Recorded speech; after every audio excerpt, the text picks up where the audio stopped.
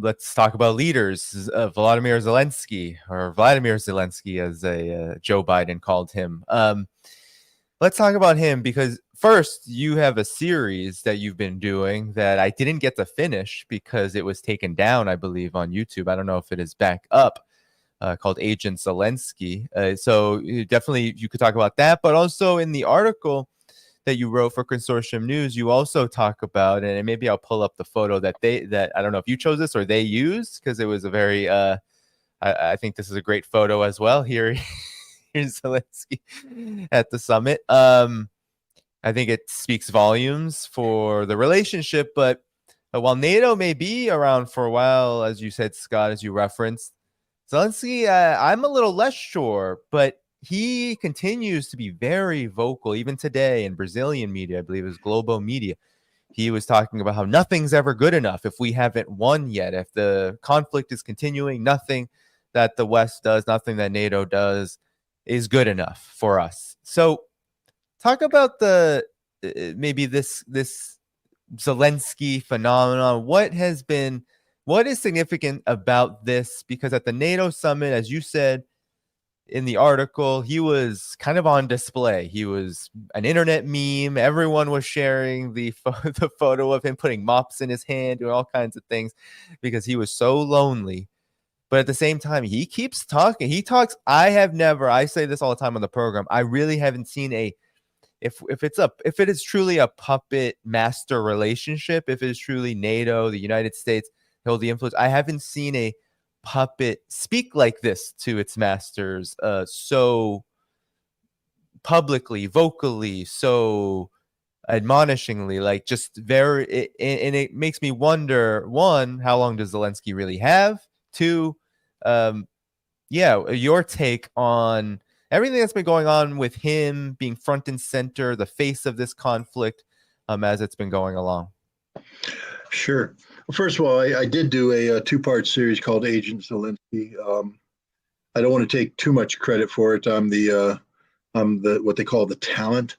Although I did have a role in conceiving it and in shaping it. I was approached by an independent documentary film company, and they had the idea, and we spent many hours on the phone talking about this. We talked about who could be interviewed, etc. I thought initially that I was just going to be one of the people interviewed. I thought I was just going to go up, get interviewed, and that my interview gets spliced into the film. And then they came back and said, no, we want you to host it. And I said, well, that's a whole different ballgame. I've never done that before. So I needed to be a little bit more hands-on in terms of script development and things of that nature. But, they did the interviews. We wrote the script, and then I did it. And I have to say the end product surprised me. It was very professional, very well done. And I was a little nervous, to be honest. I was nervous because I had done a documentary film before in Shifting Sands about Iraq, but I was the writer, director, producer. So I was familiar with every second of that film, why it's going in, why we're doing what we're doing, etc. And this one, you sort of have to trust them. I mean, you sit there and say, hey, I'd like you interview this person, and we'll focus on this, we'll focus on that. And so they had all the pieces, but now once I did my talking head routine, it's over to them, and they're the ones piecing it together with the final production say. And you don't know what it's going to look like coming out. You don't know if suddenly you're going to be, Mr. Propaganda, or looking like a doofus or whatever. I have to say they did a fantastic job, and I'm deeply grateful for their professionalism and for their work. And I think it's a valuable documentary. I think what it does is it shows a different side of the story when it comes to Zelensky. Here in the West, we're told that he's, of course, the modern day incarnation of Winston Churchill. He's Mr. Democracy. We're one of the reasons why we're doing what we're doing is he is us. He's over there. He's us. He's an extension of us. He's about freedom and democracy. And nothing could be further from the truth. This is not democratic leader. This is not a Winston Churchill figure. He's a comedian. Not bad. I mean, I watched Servant of the People, entertaining series. he deserves any credit he can get out of that. But what you learn in watching that and then digging more is that it's so much more than a TV series. Servant of the People was information warfare. It was designed on purpose to shape the minds of the Ukrainian audience, to get them to see Volodymyr Zelensky as the president of Ukraine. That was the whole purpose of it. This was an intelligence-driven operation, and the powers behind it are oligarchs controlled by British MI6. And that's why it's called Agent Zelensky, because he is literally an agent of British intelligence. And then we go through in the film making more, we back that up further. But it's important to know that this is a man who is playing a role. And it's a role written by others. And we know this. I mean, it's not speculation. To give you an example, one of the more glaring examples, when the conflict started early on, if you remember, there people were saying, hey, the United States or the British need to fly him out, get him out of Ukraine, save his life. And suddenly you get this headline, I don't need a ride, I need ammunition. And everybody's like, whoa, man, what a dude, what a guy. Zelensky's a man, he's rocking dude. And everybody, and suddenly he's wearing the olive green. Everybody's like, he's a warrior, he's a warrior prince, he's a Zen master, he's everything. What they didn't realize is the CIA letter admitted that Zelensky never said that it was written by a CIA officer working at the U.S. Embassy, and they released it as a Zelensky quote, but he didn't say it. And that's the reality of Zelensky. Everything he does is scripted. Everything he does is scripted, except when he goes off script. Now, why do actors go off script? You see this oftentimes in Hollywood, where a guy comes in, he's brought out of nowhere, he's given a script, a role, and man, he hits it. It's his Oscar. Got his Oscar in his hand. And he's like, yeah, I'm a great actor. No, you just had one role and you read a good script. But now he comes into the next movie and and suddenly he wants to freelance. I'm a great actor. I'm an Oscar-winning actor. I'm an artist. And I'm going to read it the way I want to read it. And the director's like, no, you're going to read it the way I tell you to read it because I'm in charge of this movie. And suddenly you have a fight. And what we see with Zelensky is that he starts to believe that he's actually Winston Churchill. He starts to believe that he's actually the man in charge, that he's calling the shots, that he has a say in how this happens. But he doesn't. He's looking at the script thinking it's reality. It's not. And we've seen him go off script before. If you recall, in the fall of 2022, he came to the United States. This is back when Bakhmut, the big battle of Bakhmut. Remember, he went to Bakhmut, scripted moment if you ever saw it. He hands out medals, and one of the guys gives him the medal back. If you please give this to Joe Biden. Say, thank you, Joe. And so he says, I will take this to the White House. And then they have a flag, and all the brave defenders of Bakhmut sign the flag, and they give it to him. And could you please give this to Nancy Pelosi? So Zelensky comes, and he gives Biden the medal, and he gives Pelosi the flag, and she shouts Slava Ukraina, and she says his speech in Congress is the greatest speech he ever gave. But what's happening behind the scenes is Zelensky got off script. He was supposed to go there and basically make the argument for a limited amount of military equipment that Biden was going to sign in. Instead, he's like, I need F-16s, I need F-16s, I need F-16s. And the Americans are like, that ain't on the script. Why are you asking for what's not on the script? We didn't write that for you. You shouldn't be saying it. And he got slapped down, and he had to stop saying that. Well, what we're seeing right now is another hissy fit. The problem is this time is that Zelensky, I think, is starting to realize that the movie's not going to have a happy ending. That he's looking at the script and he's like, wait a minute, guys. It's like showing up for that, like they used to do in Game of Thrones. You show up and you go, damn it, there's a red wedding. I'm gonna die. Why didn't you tell me this? I'm gonna get shot. I don't want to end this career. And Zelensky's like, hey guys, this script sucks. I die here. Ukraine loses. We can't do that. Why are we doing this? Why don't let's rewrite page 34 where it says you're going to give me 120 F-16s and they're going to come in and save the day. Let's write that, guys. and the script writers and the director like, sorry, we have our ending, and it is what it is, and there's nothing you can do to change it. And that's where Zelensky is right now. That's why this is so sad, so bad, because the man who would be Winston Churchill is realizing that he's just Volodymyr Zelensky. He's just an actor. He's just playing a role, and he's not in control of the script.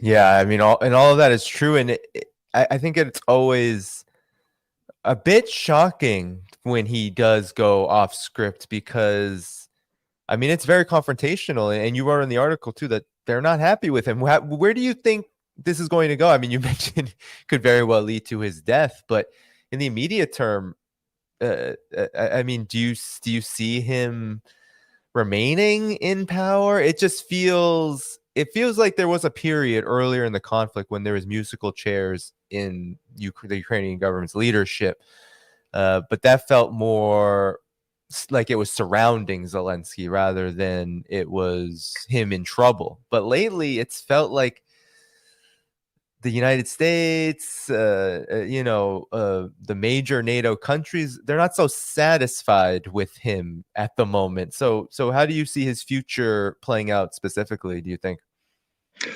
Well, sure. I mean, look, we know the script's been written. Look and Saudi Arabia is hosting this peace conference. And it's curious, it's a peace conference, but Russia's not invited. That's okay, because Russia's not meant to be invited. It's a peace conference where they're going to take Zelensky's 10-point peace plan and they're going to throw it out the window. That's my prediction, because you can't go anywhere with this 10-point peace plan. So they're going to sit down, they're going to go, okay, so we got Zelensky's 10-point peace plan, guys. What does everybody think? All right, good. We all in agreement? Good plan. Point number one, Russia has to die. Nah, we can't do that one, guys. So we're going to have to modify point number one. What are we going to say? Well, let's get consensus. Okay, good. Point number two, Russia has to die twice. No, Zelensky, come on, man, work with us, buddy. That's not going to happen. And you're going to see them take each 10 points, and they're going to work them and come up with a plan. Because why would the West do this if they're winning? Why would the West get together in desperation to try and find some sort of negotiated platform for negotiation if they're winning? Because they're not winning, they're losing, they're getting beat badly. And so you've got that going on. But here's the deal, and this applies for both Russia and the West. I mean, again, because he's an actor, I keep bringing up these acting things. But have you ever, I can't think right off the hand, but let's just imagine a classic TV show. I'm going to give away my age right now, but Magnum PI, the old one, not the new one. Magnum PI. Tom Selleck is Magnum PI.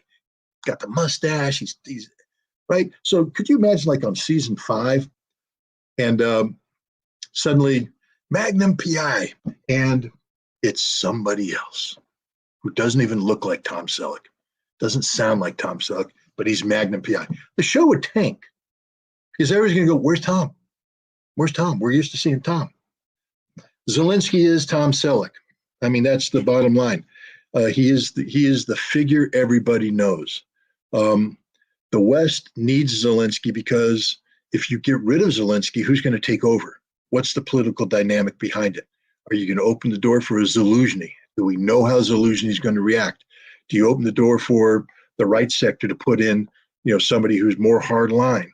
Yermak, what's his role? Is he going to step in? There's so many questions. And what NATO's looking for is as seamless a path out of this conflict as possible. And Zelensky is the guy. He's Tom Selleck. You need to end the series, but you have to. It's going to take 3 seasons to end the series, but you need each season to be successful. You need people to come to the table and watch it. So Tom's got to stay in the role. Zelensky's got to stay in the role. I think the West is going to do their best to keep Zelensky in power, because he's the face of Ukraine right now. You remove him, and suddenly the script changes, and people may say, "Well, we're not acting anymore. We're going to do we're into what is it, freestyle or whatever, improv. We're going to do improv." Every director hates improv, because you don't know what's going to happen.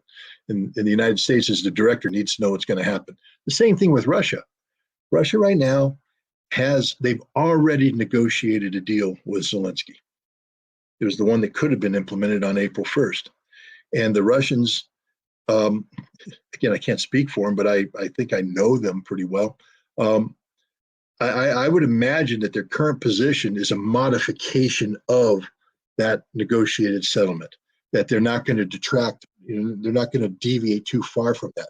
So one way that you keep grounded with that deal is to keep the guy in power who negotiated that deal.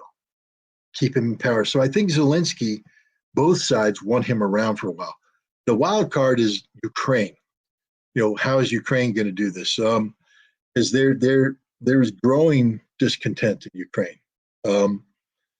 People aren't happy now. Zelensky's becoming more and more of a dictator. His number one guy, Yermak, is consolidating power within the office of the presidency. But what happens if the number two guy decides that I've been doing it all anyways, I'm number one?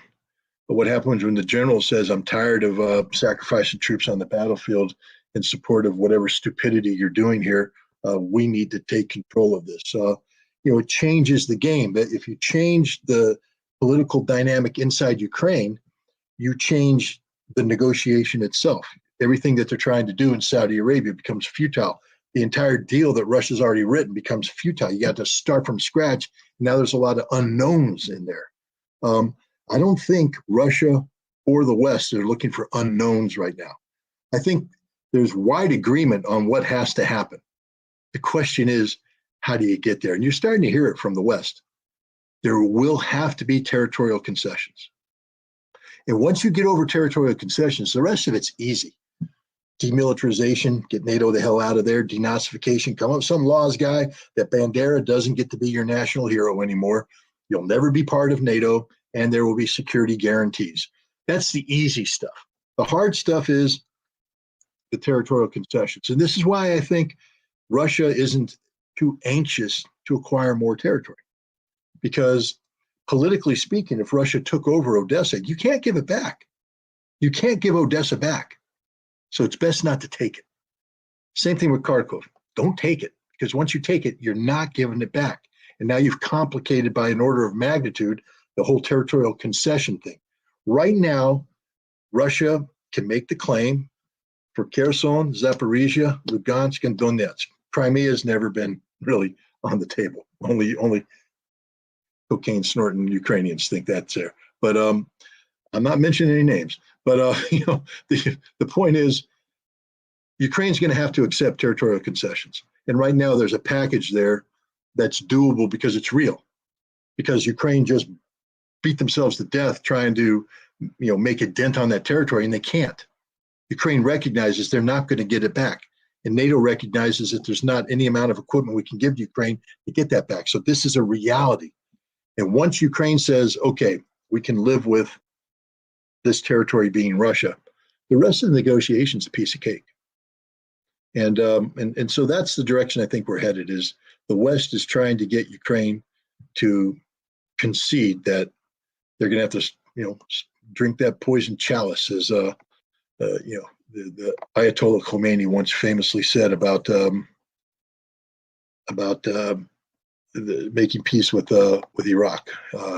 He said, "I have to drink this poison chalice," because he had no choice. And I think Ukraine is going to be in that situation too, where they have no choice. But it helps if you have Zelensky in power to get there, because he's the one that you've been dealing with. If you have to start from scratch, you just don't know what you're going to get.